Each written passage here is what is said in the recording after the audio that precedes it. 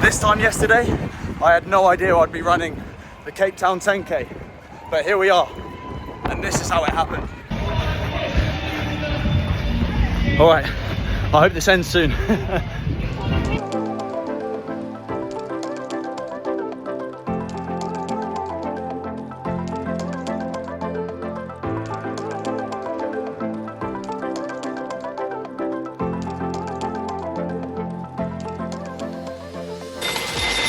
Good morning. It's race day for a race I didn't even know about yesterday. So as you can probably see, it's pretty dark out there, and as you can probably hear, it's very windy out there. The wind's been like 10 meters per second for the last 2 days now, and it's 6:30 a.m. that's why it's dark. The race starts at 8 today. So you may be thinking, how does one accidentally sign up for a 10K race? Well, this is how it happens. So I've been in Cape Town for a few days now. This is like my fourth or third day. Just been getting to grips with the city. So went out on Thursday night.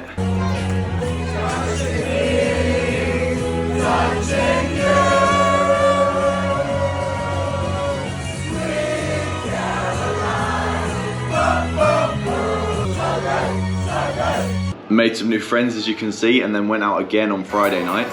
So on Friday night was when I drunkenly agreed to do it, because Megan and Alina, the two girls in that video, are both doing the 10K today. And then we hung out on Saturday morning, and it turned out that it was very possible for me to still get a place. So that's what I did.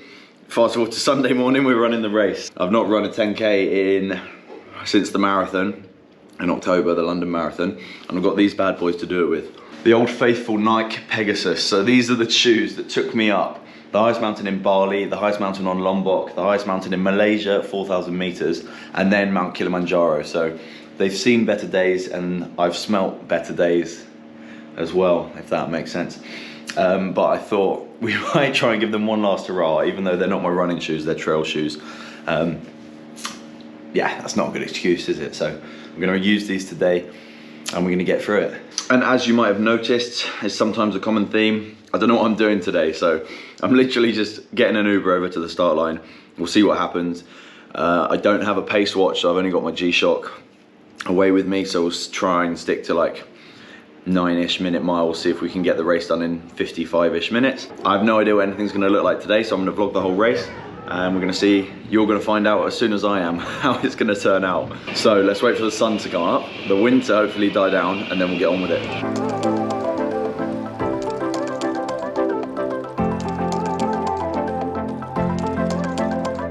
All right, we've arrived in a place called Milnerton, which is just up the coast, and we're running back to the city centre for a grand total of 10 kilometers. So I need to work out where I'm going, drop off the coat, warm up, and we'll be starting at 8:03 today.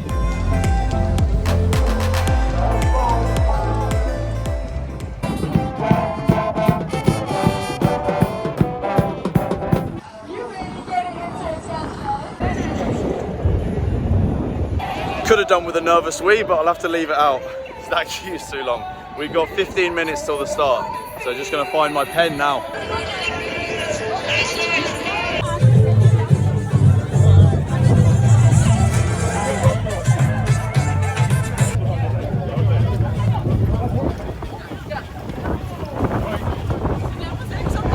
All right, that's the start line. I'm gonna pick up every 2.5K, roughly.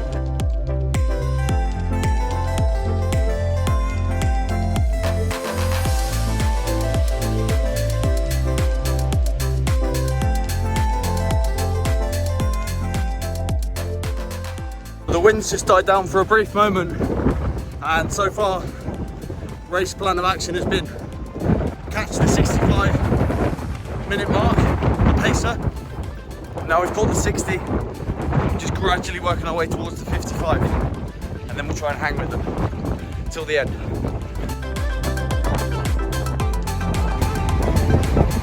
Halfway now, 5K to go.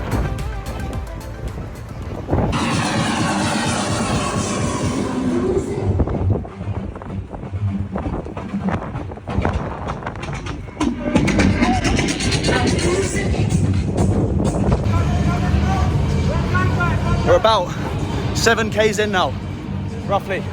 And there's another pacer ahead, but I don't know what it is yet. All right, that's 8Ks knocked back, 2 to go. give me 500 meters to just chill, and then we'll push till the end.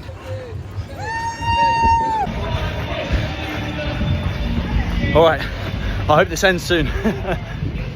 We're on 51 minutes.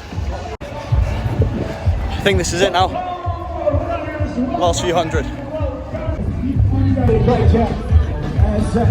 It's just wonderful to watch all the happy faces, even though there's a bit of fatigue. It's just... That's us done. Very nice morning trot. 54:42. So that's a PB. I never tried to run 10k anything other than a trot before, so sub 55, we'll take that. Let's go and find the goals. Also, I was going to throw these bad boys away after this, but they did a good job, so I'll keep walking in them. That's the first time I've run in them. Good fun as well, great atmosphere. I don't know how many people entered, but constantly surrounded by people, it was nice. And good support as well. And Fisher losing it at the 8 kilometre mark never hurts anyone. So I'm just chilling at the finish line now, and Bryce has come up and said hello. You follow on YouTube and Instagram, yeah? So it's always good to meet guys, and that's so unexpected. Thank you for having me in Cape Town, guys. Well done. Oh my god, I was like, what is that? Fuck, that was pretty chill. That wasn't so bad. How was yours? Good, but I was dying. What time? We're Like filming.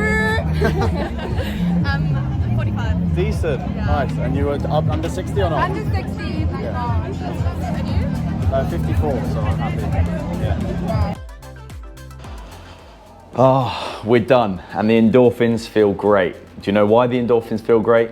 Because running sucks. And when you do something that sucks, as far as I'm concerned, that inner self-talk is never gonna go away. You've gotta keep doing difficult in order to keep that inner voice quiet inside your head. So I woke up today at 6 a.m. from a nice cozy bed, and I thought to myself, Adam, you could just lie in bed here. You can stay there and not go for a run. But then very quickly that mission statement comes into your head and you ask yourself, what do I want my life to look like? And does that decision lend itself to the life that I want to have? So sometimes that inner voice shuts up in a fraction of a second and you can just get on with your goals. Sometimes it takes a few minutes, and previously it used to mean that sometimes I could never get out the door. But what I find is having a mission statement and then keeping it in mind when those times are tough makes that resistance much easier to overcome. And that's the beauty of it. You get to decide, are you the person that stays in bed in the morning, or are you the person that gets up and does the thing?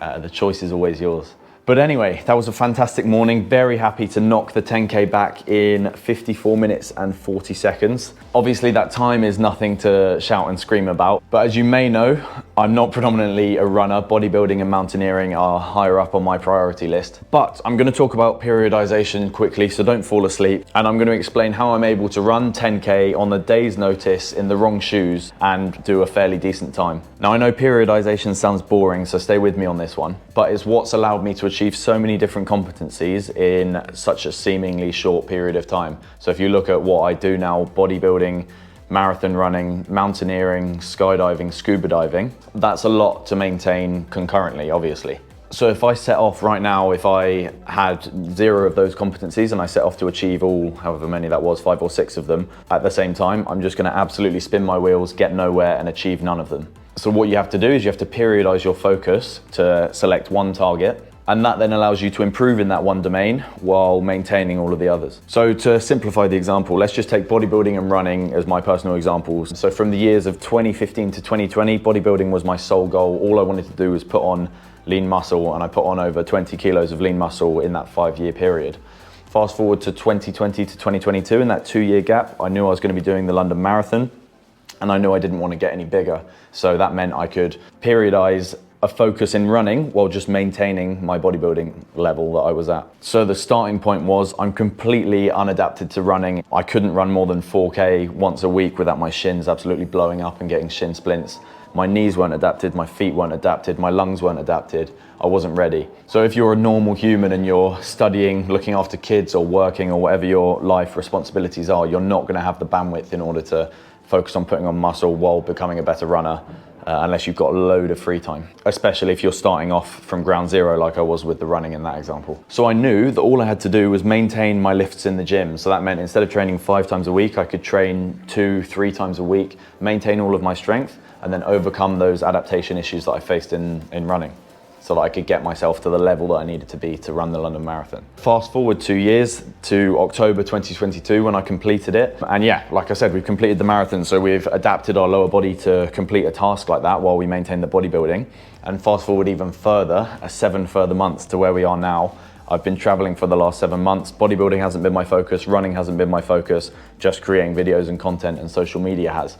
And so I've kept those two on the back burner while focusing on something else. And I've not run since the marathon, just a few 5Ks in March when I was home in England for a bit to prepare for Killy and just to make sure I've still got it. So then obviously Killy lends itself to running as well because I'm building red blood cells up on the mountain and turning my legs over. Same with when I was hunting with the Hadzabe and walking, whatever that was, like over a marathon over the 2 days. So granted, I'm not exactly at my peak running form now, like I'm nowhere near as fit as when I did the marathon, and those adaptations aren't exactly the same, but they're still there. I've done that work. I've put that bodybuilding work in order to maintain my muscle mass while I focus on the running, and then I've done that running work in order to maintain the running while I focus on the social media.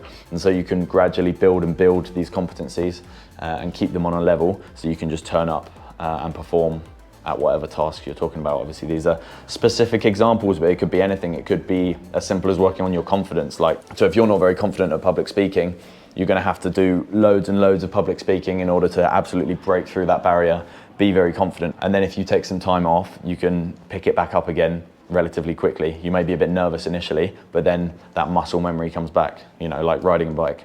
All right, cool. I like throwing in those mindset bits towards the ends of the videos for those of you that are interested, because that's the whole point in this channel. I like to help build people up so that we can all be a big community of go-getters. So I hope you enjoyed the adventure today. What's next for me? I'm editing the Africa construction site video, which is already out by the time you're watching this, so go and check that out if you've not seen it yet. It's pretty funny, I just turned up to an African construction site and the boys and I had a laugh and I taught them how to do a little barbell circuit. So yeah, go and check that out. And running wise, there will be more. I didn't even know this one was coming up, but there will be another marathon, but not in the near future. Like I said, I'm periodizing my focus, so there will be another marathon, but until then, we've got plenty of action on the way. So I'll see you on the next adventure. Please comment below and like and subscribe.